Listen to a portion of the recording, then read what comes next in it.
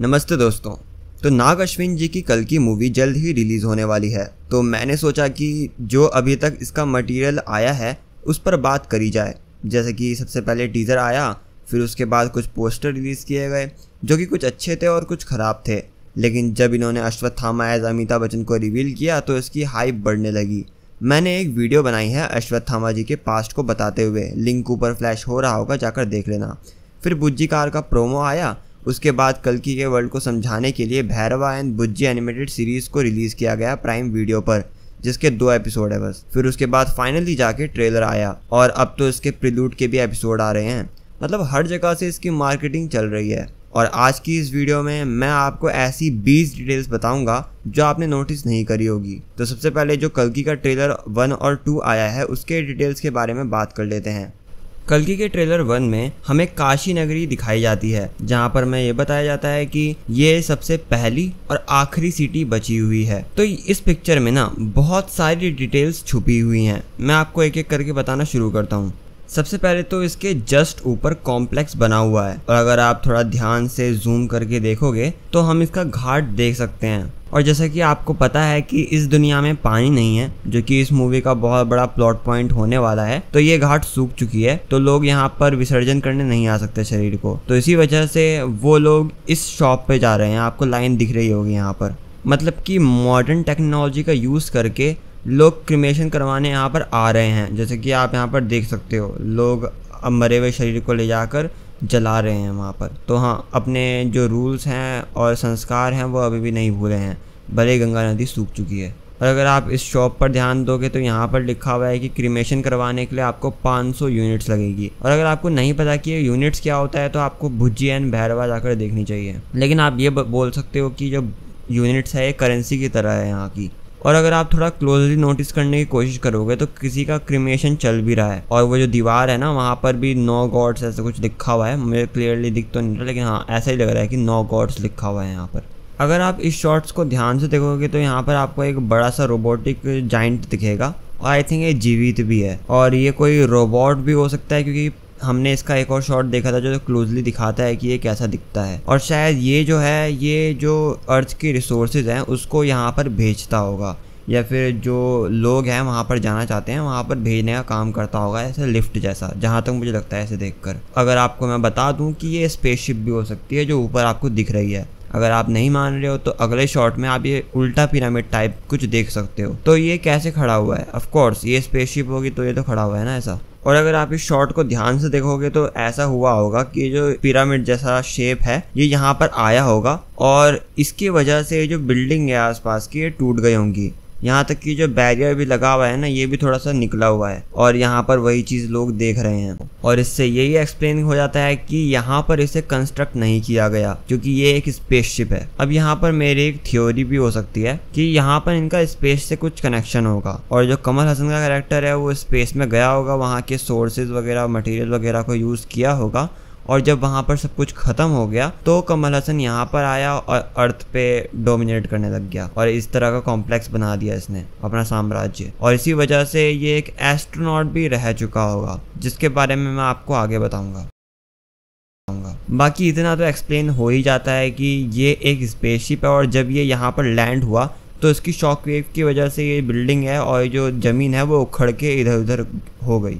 अब अगर आप क्लोजली इस इंसान को देखोगे, सॉरी इंसान तो नहीं कह सकते, एक रोबोट या फिर एक जाइंट सी ऐसी चीज़ है जो कि जीवित है, और वो कुछ चीज़ ऊपर पहुंचाने में काम कर रही है। तो हाँ, ये लिविंग चीज़ है जो भी है। और इस वाले शॉट को अगर आप ध्यान से देखोगे तो पीछे आपको कुछ वाटरफॉल दिख सकते हैं। तो इन कॉम्प्लेक्स वालों के पास वाटर नहीं है बल्कि वाटरफॉल हैं भाई। तो आप कह सकते हो उनके पास बहुत सारे रिसोर्सेज हैं जो कि ये दुनिया से छिपा के रखते हैं। इस वाले शॉट में हम शाश्वत चटर्जी के कैरेक्टर को भी देख सकते हैं, और अगर आपको पता नहीं है कि मुझे कैसे पता कि ये शाश्वत चटर्जी हैं। और हाँ, अगर आप इस वाले शॉट को ध्यान से देखोगे तो आपको पता चलेगा कि यहाँ पर एक सेबर टूथ भी है। आई थिंक ये इवॉल्व हुआ होगा उस टाइम पर, ऐसा दिखा सकते हैं इसे, जो भी है। और इस वाले शॉट में अगर आप देखोगे तो एक आदमी चादर उठाता है, तो यहाँ पर हम एक टूटा हुआ धनुष देख सकते हैं। तो जहाँ तक मुझे लगता है ये त्रेता युग का होगा, जब राम जी ने धनुष वो तोड़ा होगा, तो वहाँ का ये पड़ा हुआ है, और ये 6000 साल पुराना ये कहते हैं ऐसा कुछ। तो हाँ, ये हो सकता है कि ये वही धनुष हो। वैसे आपको इसके बारे में क्या लगता है कमेंट्स में ज़रूर बताना। और प्लीज़ अगर आपको देखकर अच्छा लग रहा है तो कम से कम वीडियो को लाइक कर दो। तो चलिए आगे बढ़ते हैं। फिर हम एक इंटरेस्टिंग सा शॉट देखते हैं। यहाँ पर आप देख सकते हो, यहाँ पर हम अश्वत्थामा को देखते हैं जो कि महाभारत वाला सीन है। और ये हमने जब अश्वत्थामा का रिवील हुआ था तो भी वहाँ पे हमने देखा था। और आप देख सकते हो यहाँ पर, अगर आपको महाभारत पता है तो महाभारत में सबके झंडे में अलग अलग सिंबल बने होते थे, लेकिन यहाँ पर आप अगर क्लोजली देखोगे तो ऐसा नहीं है। हाँ, कुछ कुछ में मुझे दिख तो रहा है, लेकिन हाँ नहीं है, ऑफ कोर्स नहीं है। और यहाँ पर उन्हीं में से एक झंडा लेकर अश्वत्थामा खड़े हैं। आई थिंक ये तब का सीन होगा जब इनके जो पिता हैं गुरु द्रोणाचार्य वो मर गए होंगे, ऐसा हो सकता है। अब इस ट्रेलर में तो हम बहुत सारे शॉट देखते हैं, लेकिन अब मुझे एक चीज समझ में आ चुकी है इस वाले शॉट को देखकर। अब यहाँ पर मैं आपको एक्सप्लेन कर देता हूँ ये चल क्या रहा है। तो दीपिका पादुकोण और उसका बच्चा कॉम्प्लेक्स वालों को चाहिए, बहुत ज़रूरी है उनके लिए, क्योंकि वो उनकी लैब से भाग चुकी थी और उसके पेट में बच्चा था। और दीपिका पादुकोण पे एक्सपेरिमेंट भी हो रहा था किसी चीज़ के लिए, ये भी हम जानते हैं पहले वाले टीजर वगैरह से। और यहाँ पर अगर आप देखोगे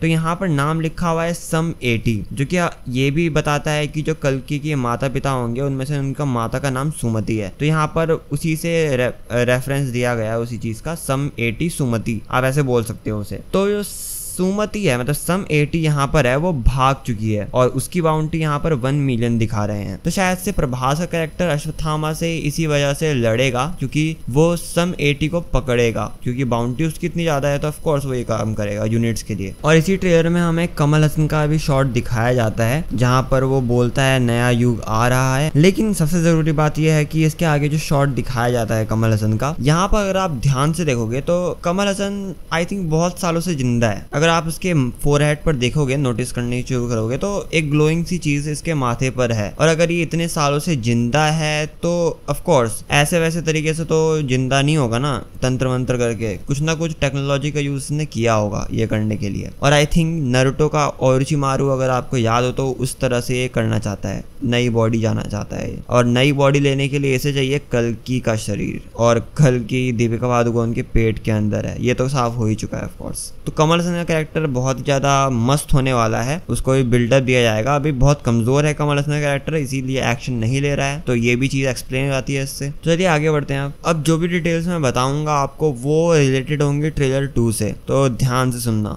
क्योंकि ये इंपॉर्टेंट होने वाला है। मतलब इंपॉर्टेंट तो नहीं, लेकिन आपको बहुत सारी चीजें एक्सप्लेन हो जाएंगी जो कि पहले वाली डिटेल में आपको कंफ्यूजन लगा हो। और मैं पहले बता देता हूँ, अगर आपको देखना है तो पहले ट्रेलर 2 जाकर देखो ताकि आपको ये वीडियो समझ में आ सके। तो चलिए स्टार्ट करते हैं। सबसे पहले वाले ट्रेलर में हमें काशी का शॉट दिखाया गया था, तो इस वाले ट्रेलर में हमें काशी का ना दिखाकर शंबाला के शॉट्स दिखाए जाते हैं। तो सबसे पहले ये सीन आता है जहाँ पर आप एक ट्री देख सकते हो जो कि सूख चुका है पूरी तरीके से, लेकिन आई थिंक अभी भी वो उग रखा है और खड़ा हुआ है। और आई थिंक लोग उसको पूछते भी हैं, जहाँ तक मुझे लगता है ऐसा ही हुआ होगा। और इसमें छांव भी देता है और यहीं के आसपास लोग रहते भी हैं। यहाँ पर आप बिल्डिंग्स वगैरह छोटी छोटी देख सकते हो आसपास। अगर आप स्क्रिप्चर्स को देखोगे तो भविष्यवाणी ये करी गई थी कि जो कल्कि का जन्म है, कल्कि अवतार का जन्म, वो शंबाला में होगा। सो आई थिंक दीपिका पादुकोण का कैरेक्टर यहीं पर आएगा शंबाला में सबसे बचते हुए। अब अगर आपने प्रील्यूड वगैरह देखा होगा तो वहाँ पर हमें नाग अश्विन जी ये बताते हैं कि जो भी कंट्रीज के बॉर्डर वगैरह हैं वो खत्म हो चुके हैं पूरे। तो इसका मतलब कि आप कहीं भी जा सकते हो, अगर आपके पास एनर्जी है तो आप जा सकते हो कहीं भी। लेकिन काशी एक लास्ट लॉन्ग कंट्री है और जितनी भी पूरी दुनिया के शहर बचे हुए हैं ना, मतलब अगर एग्जिस्ट भी करते हैं, बचे हुए हैं, तो वो कंट्रोल है सुप्रीम यासुके के।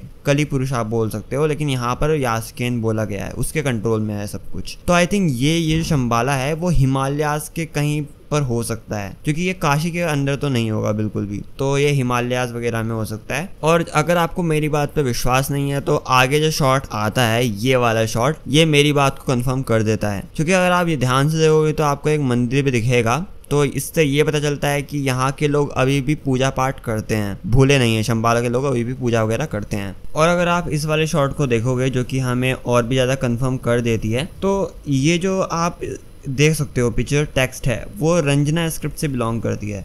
इसका मतलब ये नेपाल के साइड के लोग हैं, तो शंबाला वहीं पर बताया जाता है कि वहीं पर है शंबाला।